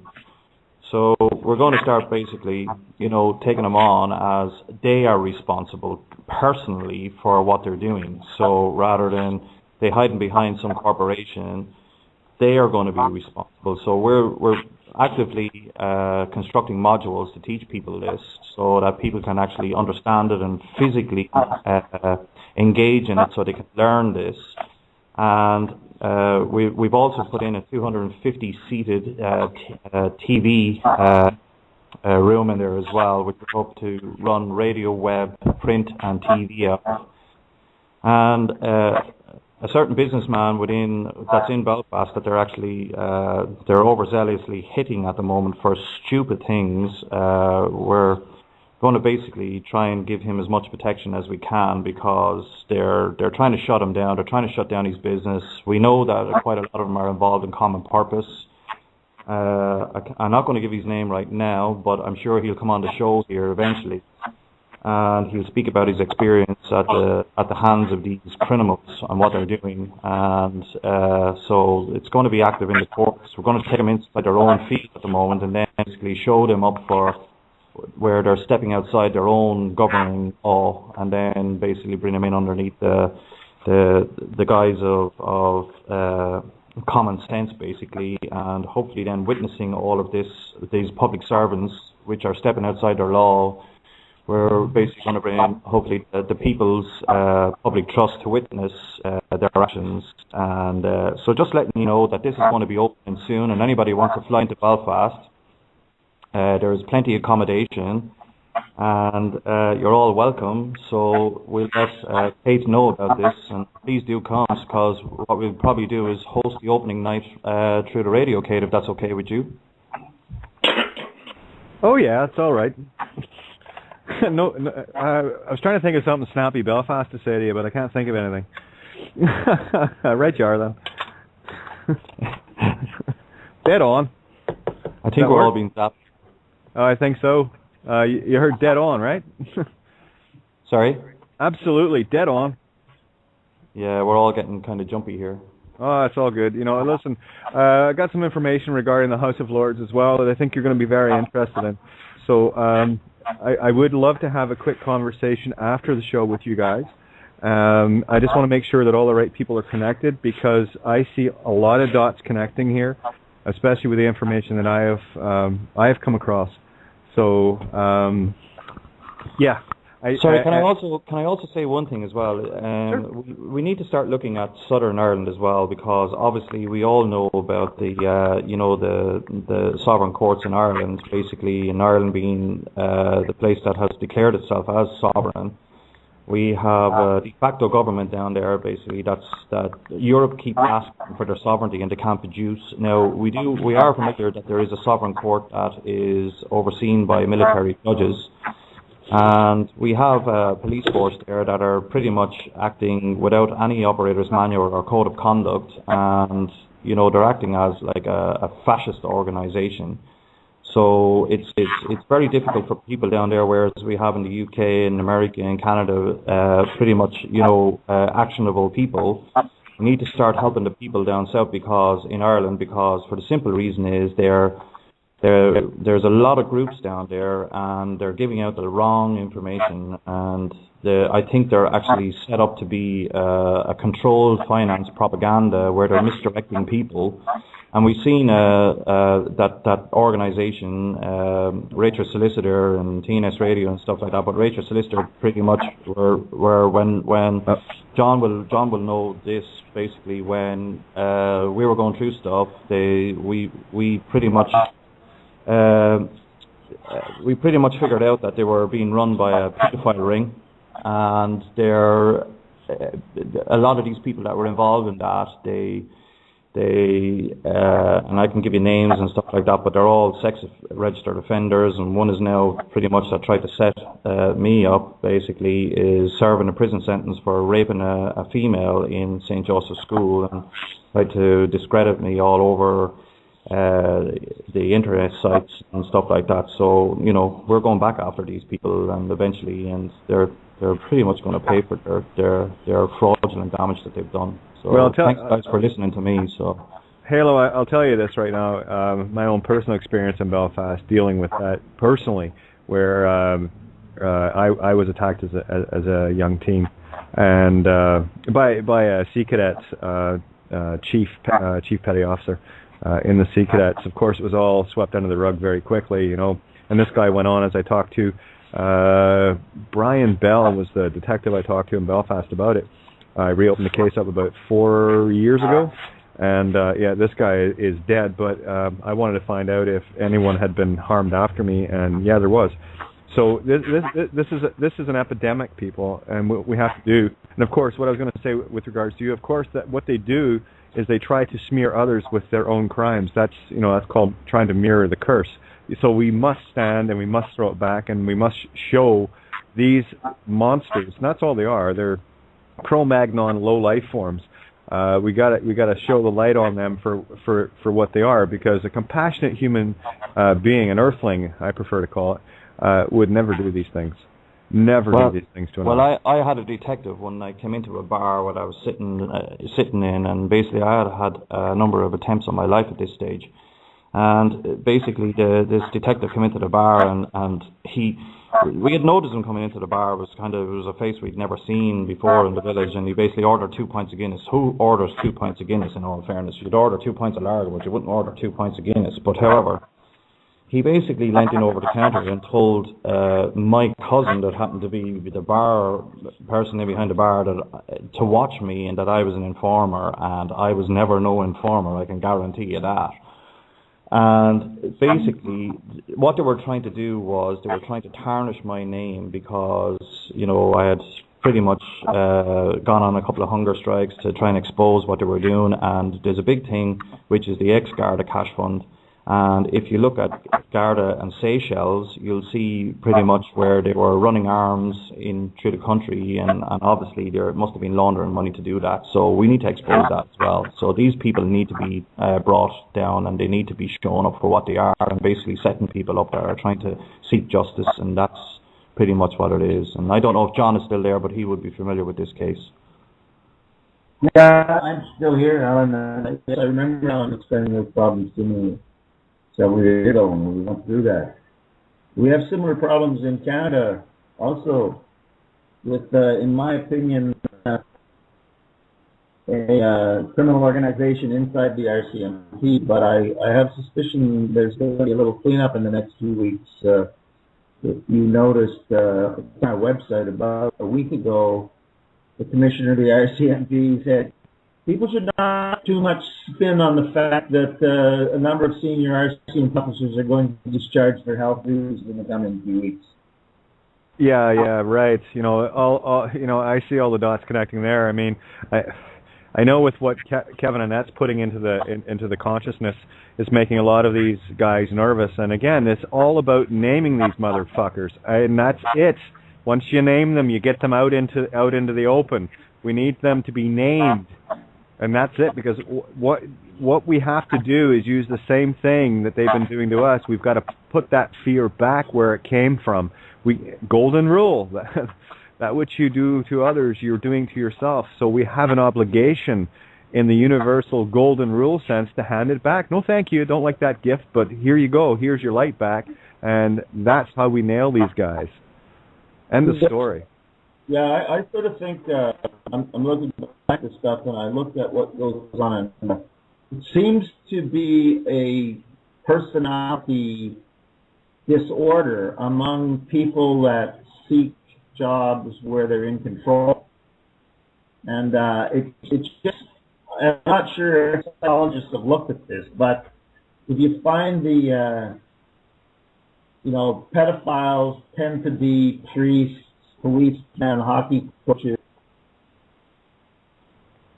teachers. It's opportunity, but do they go in as a pedophile, or do they come out as a pedophile because they're in that job? I'm not sure what the Well, given the latest profile information that we get with regards to hiring practices of the policy enforcement boards, i.e., they call them cops. They can't say peace officer because they don't work in that capacity. They work as tax collectors, armed thugs for the IRS and CRA, of course, for the International Monetary Fund. That's exactly. They're all registered corporations, individually independent, just like every courthouse is, just like every government building is. And where was I going? Sorry, the rabbit just came out. I go, oh, there's my rabbit. Anyway, always comes out when I'm telling the truth. Where was I going? Yeah, the profiling. Yeah, the Matrix, Neo. Yeah, they want the low IQ, and I've had this verified by other whistleblowing cops, on air and off, that. They want the C average. They want the bullied and the bullies, because the bullied want revenge. They're generally the Napoleonic types that stand about 5'3", 5'4", and they're packing a 9mm penis extension to make them feel good about themselves. And then, of course, you have the testosterone, steroidal-driven women and men, right? Both. I've seen both. You got these guys all pumped up and girls trying to grow cocks, doing the same thing, and it is a psychological profile. These people that they're hiring now. I listened to a beautiful interview from a lieutenant of Chicago. I think it was South Carolina Police Force, and that's exactly it. They had people coming in from the NSA and DHS, the Department of Homeland Security, for these door-to-door gun grab type operations. And he said, yeah, it was all the jarheads, all the low IQs, and the ones that are, more interested in knocking heads and don't give a shit about anything in terms of keeping the peace. They're just out looking to exert their personal power. And they don't realize how low a level a dog they are in the system. The elites look at these guys, and they're expendable. And now we talked right at the start of the show about judges getting offed because they were expendable. Everyone that's in the system that is serving that master is fully and completely and will be expended and expendable. End of story. So, hey, you make your bed. My grandfather told me this when I was 11. Never forgot it. You make your bed, you lie in it. And I understood what he said then, and this is, you do the bad things that are going to come back to you. And it is absolute fact. Hey, Kate. Yeah. I actually heard last week on the lamestream media on a radio program, and they came up and they said, the U.S. Army has now officially stopped recruiting criminals and drug addicts. And I'm like, you actually came out and admitted that? Okay, actually stopped recruiting what and drug addicts? We didn't hear the first one. Criminals. Oh, so they're not actively recruiting them anymore? No. Oh, imagine that. What are the odds? Why do I get visions of the Dirty Dozen here? Talk about expendable. There you go. 12. Yeah, but the funny thing about it, are they going to get the ones that they've already recruited out of there? Well, see, what they've done there is they've exposed the fact that they are in there. So that is a fall on the ethereal level, the spiritual level. They had to let it loose, so it's in the consciousness now. So we know we're dealing with thugs. They're telling us that we're dealing with thugs. So now all they're going to do is they're going to slaughter the good ones. Nah, ain't going to happen. Not in my universe, not on my watch. Sorry, I'll hold the high ground, guys. You don't worry about that. Not a chance is that happening. Sorry. I got way too much love in my heart for that crap to go down. No, we've had enough. Time to change this game. And we've already done it. And you can see this tsunami just pouring across this planet right now. People, we've had enough. We've had enough. And the good hearts are finally coming forward. They've had enough. They're standing. And the dark ones know. The archons, they know. And they're done. They're finished.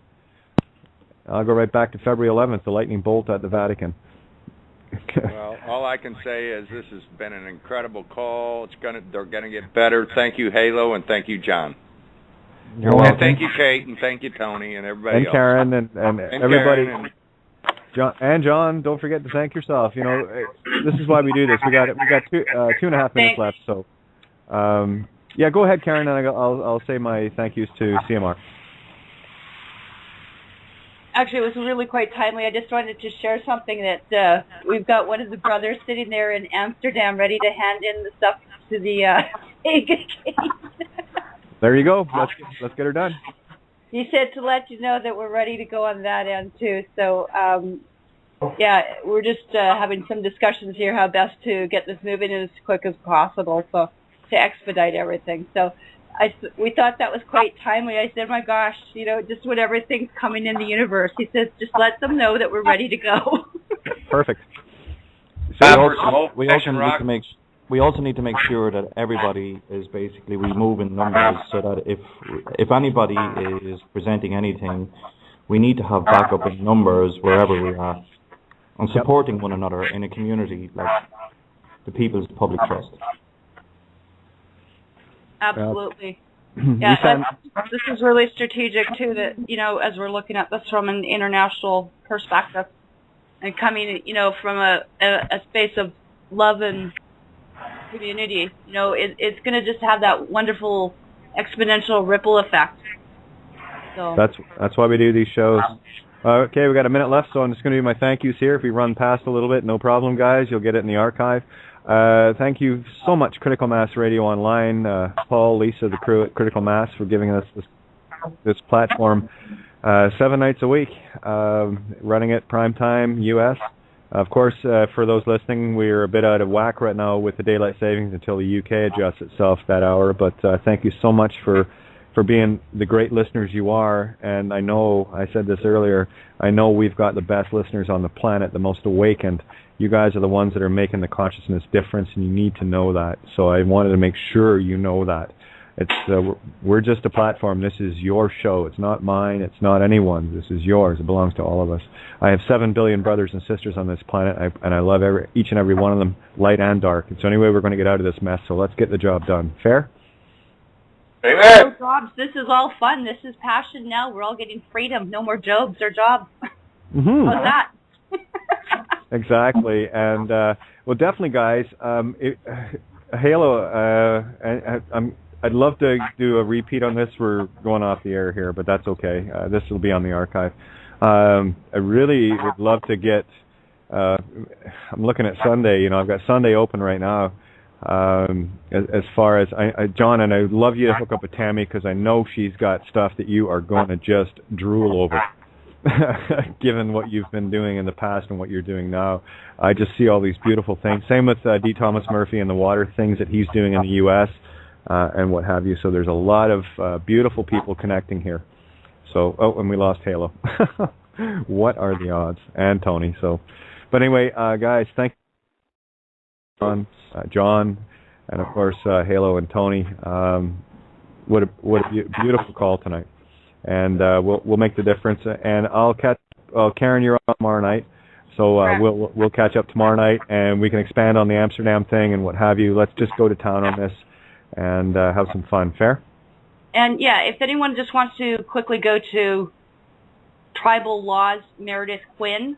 There's Eagle Clan, a whole bunch of stuff, because this is what international law is based on, that supersedes all this, so that people are up on what we're doing. So that's Tribal Laws, Meredith Quinn, and Aboriginal Lands Canada. Those are the 2 ones on YouTube that people can follow what we're doing, because we're just putting together all the documents right now. Those kind of missing manuscripts, they're on my basement floor here. I saw them. How do you spell Quinn? Quinn? You got it. The letters look like, the letters sound out like we don't we don't do those spelling things either. But Quinn, Meredith, Meredith. He was the legal law advisor. Basically, great new stuff. And the other one was Aboriginal Lands Canada. There's actually, it's a 5-part series that was Winston Trout, but primarily the law of the flags and how that goes. These guys are still holding the original seal, so when we say Limlich or the original languages, very, very important, because this is the key to how we're going to do this with that flag in the land.